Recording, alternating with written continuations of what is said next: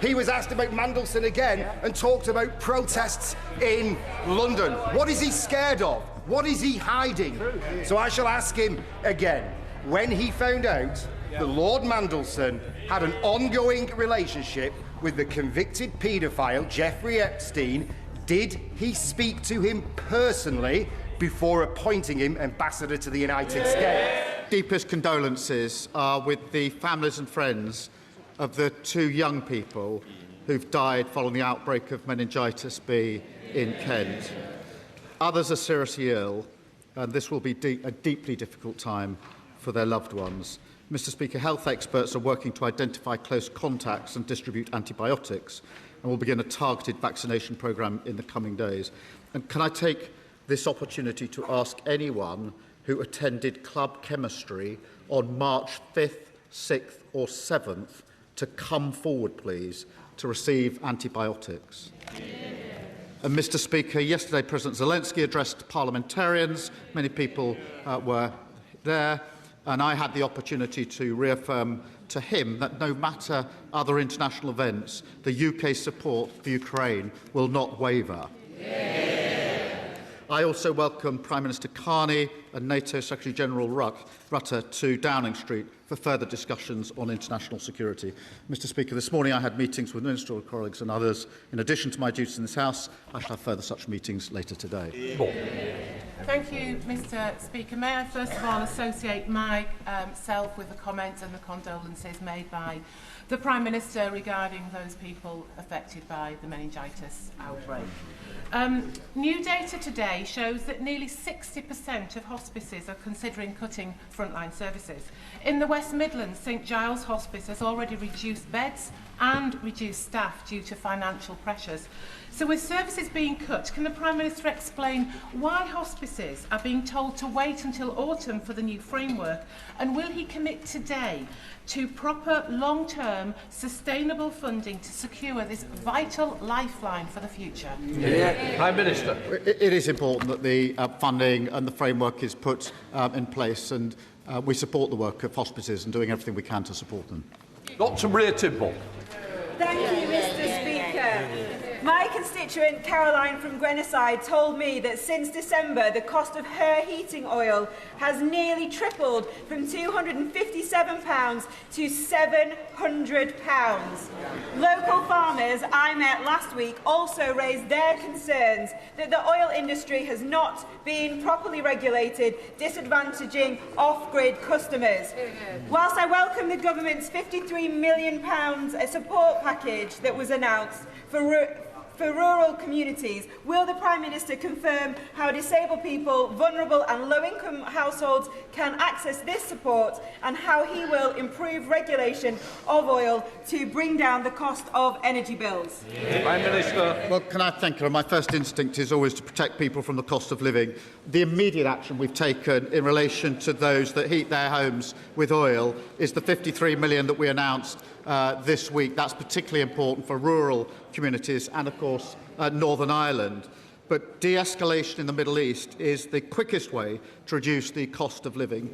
And anyone who advocated for the UK to rush headlong into the offensive without a clear picture of what it meant for our forces, or without thinking through the economic impact for families, should stand up and apologise. Leader of the Opposition, Kemi Badenoch. Thank you, Mr. Speaker. The Prime Minister tried to avoid scrutiny on the Mandelson files by releasing the documents immediately after Prime Minister's questions last week. So let me ask him now.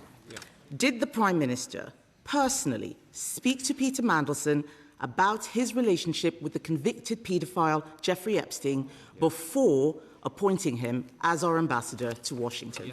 Prime Minister. Mr. Speaker, let me start where I must. This was my mistake in making the appointment, and I've apologised to the victims of Epstein. I do so again.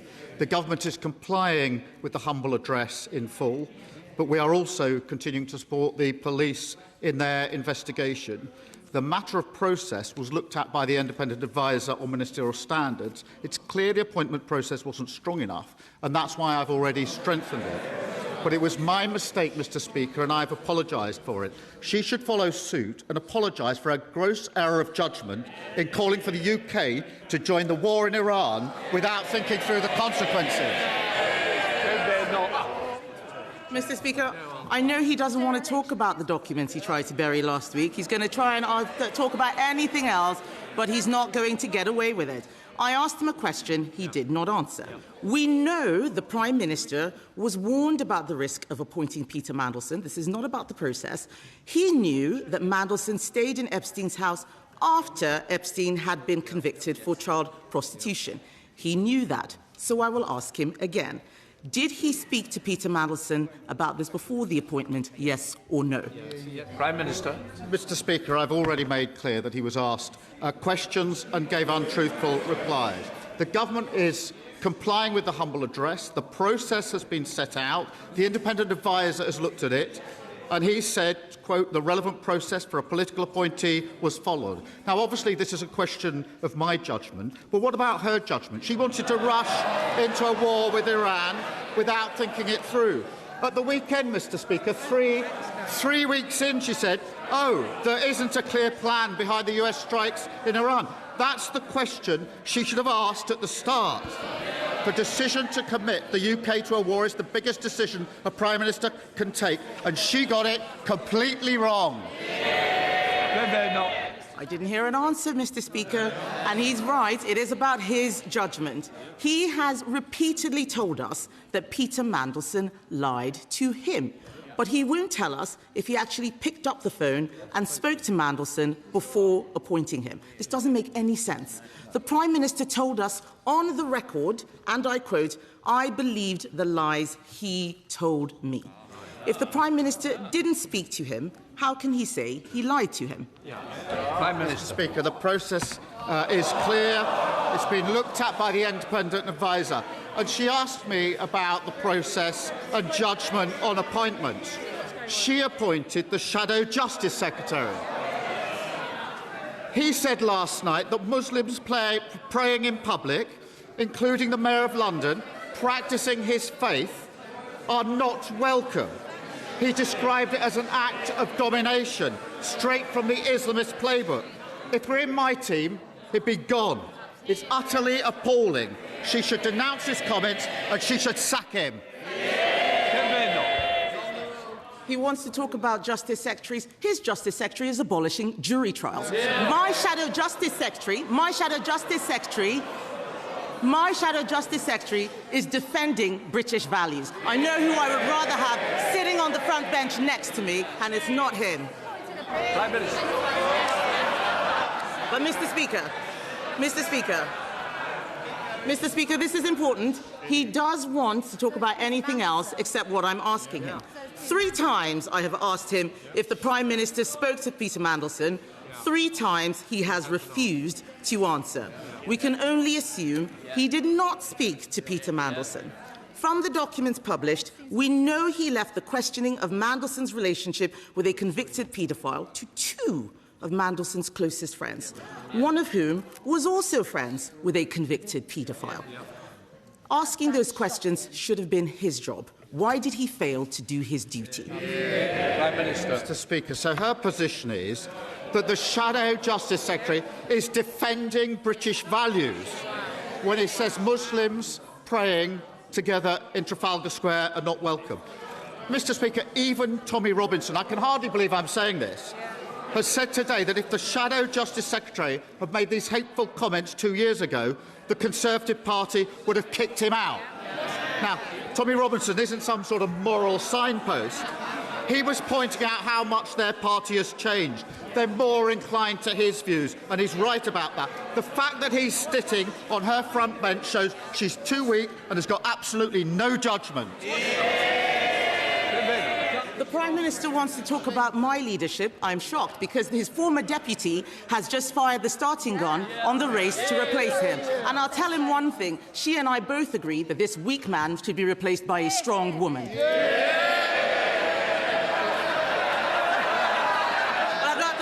But I'm not finished, Mr. Speaker. I have too much to say to him.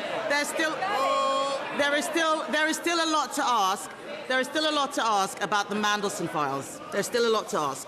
The Prime Minister knew that Mandelson had kept up a relationship with Jeffrey Epstein. The documents released also show he'd been warned about appointing Mandelson. He claims he was lied to. Mandelson had twice been fired for dishonesty. So why did the Prime Minister believe Peter Mandelson over the vetting documents? Prime Minister. Mr. Speaker, she asked about leadership. When I see religious events in Trafalgar Square, when I see Hindus celebrating Diwali, when I see Jews celebrating Hanukkah live, when I see Christians performing the Passion of Christ, or Muslims praying, that shows the great strength of our diverse city and country. I've never heard her party call out anything other than the Muslim events. It's only when Muslims are praying. The only conclusion is the Tory party has got a problem with Muslims. Can I just say, people say, I am not responsible for the answers. I've just got to say that. Thank you, Mr. Speaker. It's a shame he's not responsible for the answers either. The Prime Minister wants us to believe that he is a serious leader, but he doesn't do the work. He outsources the decisions, and when things go wrong, he blames the vetting, he blames the Chief of Staff, he blames the Cabinet Secretary, he blames anyone but himself. This Prime Minister appointed Peter Mandelson, but didn't bother to ask the questions. If he cannot be straight with the House on something as simple as this, why should we believe a word he says about anything? Well, she talks about doesn't do it. 3 weeks ago, she said we should rush into war. She didn't do the work. She didn't think through the consequences. Committing our military to a war without thinking through the consequences is the gravest mistake a leader of the opposition can ever do. And she comes back a week later and says, oops, I got that one wrong. She's utterly irrelevant, and she's got no judgment. This is the leader of the opposition who said I should have empty-chaired the most important NATO summit in years. This is the leader of the opposition who said Greenland is a second-order issue. And this is the leader of the opposition who jumped into a war with Iran without stopping to think. On top of that this week, the failure to condemn and sack... Order. And I will repeat again, I'm not responsible for the answers, but it's certainly not opposition questions. Mr. Speaker, add to that the failure to condemn and sack the Shadow Justice Secretary for the poison and division that he spreads. It's turning out to be quite a month for the leader of the opposition, who claims she never makes any mistakes. Mr. Speaker, every week the Prime Minister comes here and reads out this pre-scripted nonsense that bears no resemblance to the questions he's actually asked. The leader of the opposition asked him about Peter Mandelson and he answered about the war in Iran. The leader of the opposition asked him about Mandelson again and he answered with an attack on the Shadow Justice Secretary. He was asked about Mandelson again and talked about protests in London. What is he scared of? What is he hiding? For a man who has spent years presenting himself as a forensic investigator, he has certainly had a blind spot to the details for this convicted paedophile with a friend in high Labour places. So I shall ask him again, when he found out that Lord Mandelson had an ongoing relationship with the convicted paedophile Jeffrey Epstein, did he speak to him personally before appointing him ambassador to the United States? Mr. Speaker, we've set out the process. It is being put before the House. But I know why they don't want to. They don't want to talk about the war because they supported going into the war without thinking through the consequences. That is a huge error of judgment. I realise they don't want to talk about it ever again. I'm not surprised. Nor do they want to talk about the Shadow Justice Secretary saying that Muslims are not welcome to prayer in Trafalgar Square. She should remove him from their front bench, or I suspect he'll be up there next on that trail.